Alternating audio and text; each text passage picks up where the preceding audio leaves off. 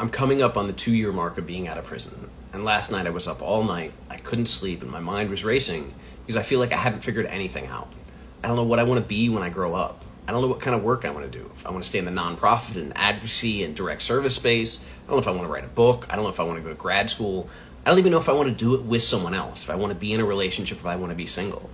And it's frustrating because I feel like I should have all this figured out. And I said at the beginning of this year that I was going to say yes to every opportunity. I wasn't going to get into a relationship. And by the end of the year, I thought I'd have a better understanding of who I am or know myself. But 8 months into this year, I don't feel like I know myself any better than I did at the beginning. And that's frustrating. And I looked at the people who came before me, the people who I admire. Like Morgan, who when I had my accident, was able to just pick up from Portland, come here for a couple days and take care of me. Who had the resources to do that, who's applying to PhD programs in public policy, who on the outside has all her stuff together. And then I remember that she spent 2 years delivering pizza. She was just like, okay, I need to get my feet under me, that's all I'm going to do. My buddy Josh, who's probably the most successful formerly incarcerated person I know personally, he spent 5 years working in a hardware store before he got his finance degree.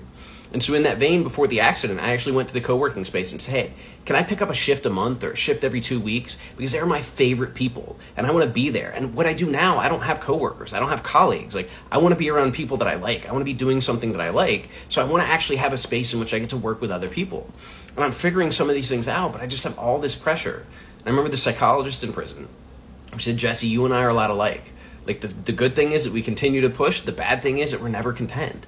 And she said, that's why I went to the best schools and got the best grades and why I have all the highest accolades. But the problem is I can't stop. And I know what the solution is. I figured it out in prison. It's literally just to stop and appreciate where I am. It's to stop and be mindful and be present with every single thing that I'm doing, because then there is no big overarching plan. It's right here and right now. And I know that. But at the same time, sometimes I get in my head and it just goes spinning out of control and I start beating myself up because I'm not wherever I think I'm supposed to be.